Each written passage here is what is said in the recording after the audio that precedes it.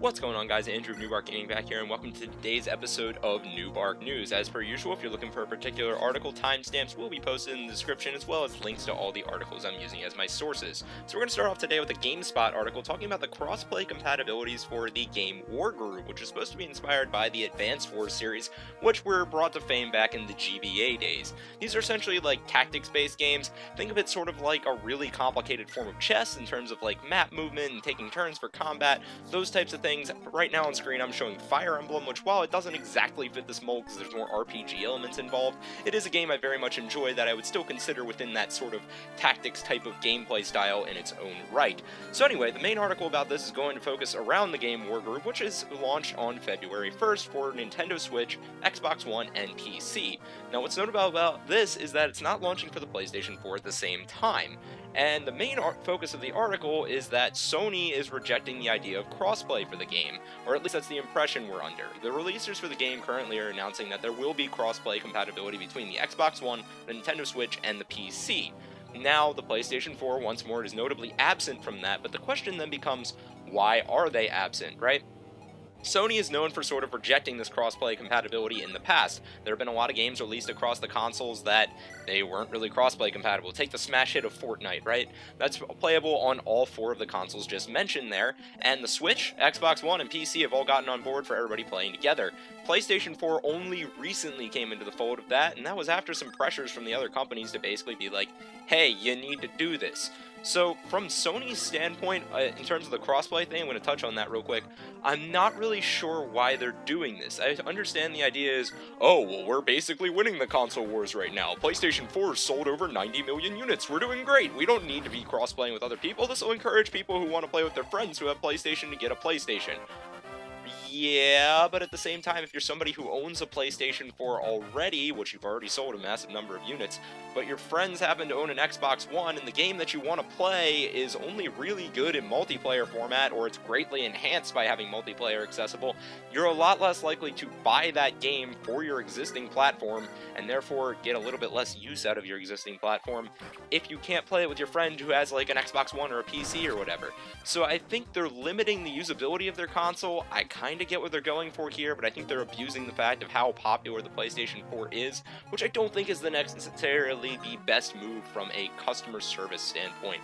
Now, Sony may have different reasonings behind that, or it's also possible in a case like this game that perhaps they're just doing it because it is getting a later release date for PlayStation 4, so it's possible that it will end up being crossplay compatible. It just hasn't been announced yet, but Sony has also said they're going to be doing a case-by-case basis for the whole crossplay compatibility thing. It seems that their mindset is that they don't need it for success of their games, whereas the Switch and Xbox One do. I don't know exactly if I completely agree with that. We'll have to wait and see how this unfolds. In terms of the game of WarGroove, it looks really cool. I'm into these tactics types of games, which once more, the best, easiest way to summarize them in a really quick manner is to describe them as a much more complicated form of chess, where you're playing against AIs, clearing levels, that type of thing. Or in this, with the new online multiplayer, I'm sure you can play against other people, and those types of things. So it seems like it's going to be a really cool game. I know it's a game that's gotten a decent amount of hype. I mean, it's even been focused on Nintendo's Nindies thing, which is basically where they're talking about indie games being released that they're excited about for their platform, so it seems like there's a lot of potential behind this game. Hopefully we'll see crossplay compatibility against all four consoles. I think the more people are able to play together, the more it overall enhances the gaming experience. So let's go and move on to our second article. Now this next one's going to focus around the BioWare game titled Anthem, which is easily one of the most anticipated releases of the year. It's coming out in February, so we're getting pretty close to the game being out, which means lots of beta tests, right? And this past weekend we had the VIP demo being available to a lot of people, and I've heard some very mixed things about this. From a couple podcasts I've listened to and such, it sounds like the gameplay as a whole is very, very fun when it works, except there seem to be a lot of input lag issues and data connection and everything else. Now granted, this is talking like the larger scale beta when it's available to people who pre-ordered the game to be able to download, test it out, and everything else. They encountered a lot of server troubles, issues with input, and everything along those lines. Now, the developers for the game are saying that a lot of these issues are fixed in the full version because the demo they released to the pre-order people essentially is running off an older iteration of the game.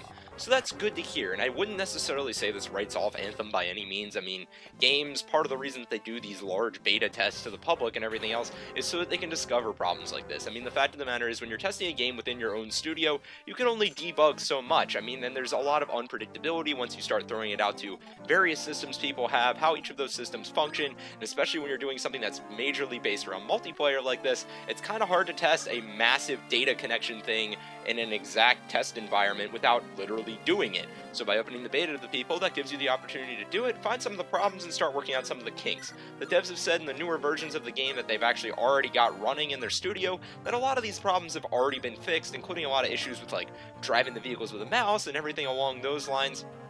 So the idea here is that they're basically polishing what the problems are, so good news overall, right? On the whole, just for a quick note on Anthem, I gotta say, while I wouldn't write it off if you're interested in this game, it's not one that particularly piques my interest. It very much reminds me of Destiny, which came out several years ago from what I've seen of it, in terms of the idea of sort of being MMO-esque, combining it with a shooter, a little bit of a Borderlands feel with like some Halo-style art thrown in there, that type of thing.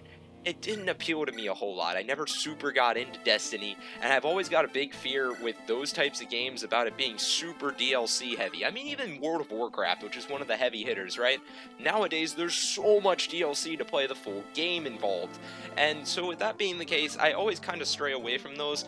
Also, the more I've gotten into gaming here recently, the more I've kind of leaned towards single-player things, that it's not so dependent on the multiplayer experience, just because I feel like it's a lot more at my convenience versus depending on other people's schedules. That's nothing against other people. I absolutely adore multiplayer when I can get it to work, but that's a big if, when I can get it to work. So to each their own on this game. If you're interested in it, I'd stay excited. I wouldn't say this writes the game off by any means. This is an earlier version of it. They say they're fixing the problems, and this is outright the point of betas. So with all that being said, guys, let's go ahead and move on to our third article. Now, this next one's going to be also coming from GameSpot, and it's about the idea of an Assassin's Creed 3 Liberation Collection or something along those lines coming to the Nintendo Switch. Now, Ubisoft has yet to put anything from this major franchise of theirs onto the Switch as a console, but seeing the Switch's massive success, and the fact that they could probably just release some sort of a collection of games they've already made like this for it, I don't see how this isn't a big cash opportunity for the company as a whole. Now, this article spawns from the idea that there was a Czech store by the name of Herní Svět, I probably butchered the pronunciation of that, listing Assassin's Creed 3 Liberation Collection on the Switch with a release date of February 15th. And apparently there was also another similar product listing on a German retailer called Media Market for another type of Assassin's Creed collection on the Switch. Now, I doubt if we are getting some sort of an Assassin's Creed collection on the Switch that it would be coming out that soon without some sort of an announcement, unless they're really, like, lowballing the release of it, which seems kind of underwhelming considering, once more, this is a big opportunity. Switches are selling really well for the company to make a lot of money here. Regardless, I think it would be awesome to see another major, like, AAA game on the Switch. A lot of them have been getting ports lately, everything from, like, Wolfenstein and Doom to Skyrim, and I just want to continue to see those ports come in. I think the Switch is a great console, and just the idea of being able to take games on the go with you. If you have a friend who says never played it before and you're talking about it, comes up in a conversation, you can just whip out your Switch and literally let them try out the game. It's pretty awesome, and I think it would be really cool to be able to go back and play some of these other games. Now, the problem with this rumor is Ubisoft hasn't directly announced anything to do with this, and once more, if the release dates that are rumored are true, that just seems very, very contradictory to me. If you're a major game like this, wouldn't you want to announce it to give it plenty of time to come out? Regardless, we'll just have to wait and see. This would be the first time an Assassin's Creed game has come to a Nintendo console since Black Flag way back on the Wii U. So definitely something to look forward to if you're into this type of series, and I always like seeing new AAA games being brought to the Switch because I love the system as a whole. And then for today's last article, we're going to be hopping over to the website GeekWire, which is boasting that video game sales have climbed up 18% in 2018, and as a matter of fact, there were over $43.4 billion in sales across the United States. Now, video games, at least in my understanding of their history, have often been kind of a controversial thing. There are a lot of people who kind of question whether they're good for people or not. There's a question of the violence and everything else, the idea that, well, this is why America has a lot of trouble with people getting overweight and everything else is you can just sit on the couch and play a video game instead of going outside and exploring, and kids would rather do that now than getting exercise and learning to manipulate things and everything else. And I'm not going to get super into that argument, but in defense of games, in terms of the idea of exploring and creativity and everything else, I can do a heck of a lot more in Minecraft with far fewer limitations and with far more encouragement for creativity and cooperation alongside my friends than I can just going outside into the woods. So, in terms of that, I think this is overall a really good thing. I think games have more and more as society has developed and kind of grown to trust them at least a little more over time, have become more and more of an acceptable thing. And with that being the case, I think it makes it easier for people to generate bonds over games. I mean, at this point, we're finally starting to reach an area where a lot of times, if you mention something like Mario Kart or Smash Brothers or Fortnite, even though I don't play it, a lot of times you can almost instantly strike up a conversation with a pretty good number of people around you that you may have never met before. And so gaming turns from just this platform to kind of give your time to, your free time, into being a way to actually make friends and socialize with people. And I think that's what it's opening the doors for, and I don't think it's necessarily an unhealthy habit. I understand the concerns about the violence and everything, but that concern kind of goes with everything. I mean, you've got violence with games, sure, but if you go out into, say, the woods again with your friends, there's just as much of a chance that you're going to beat the crap out of each other with a bunch of fallen tree branches as you are in some game, right?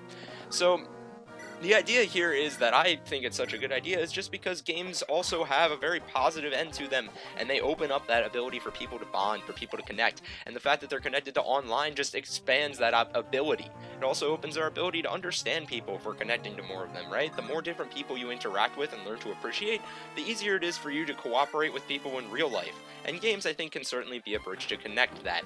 Now, I'm going to jump off the soapbox here and just say that that's cool for the consoles. I'm also glad because generally last year was a good year for a lot of the companies, and I think keeping 3 major players in the console industry is really a pretty healthy environment because it pushes all of them to at least try and be somewhat innovative, and I think that's what gives us really neat consoles that with a lot of new experiences like the Switch, a lot of cool games that are really pushing boundaries like Spider-Man PlayStation 4 that came out this previous year, and those types of things, which I think are great for the overall industry. So with all that being said, guys, be sure to let me know your thoughts and comments in the comment section down below. If you enjoyed the video, be sure to like and subscribe. If not, constructive criticism is always welcome, and I'll catch you guys next time with some more New Bark news.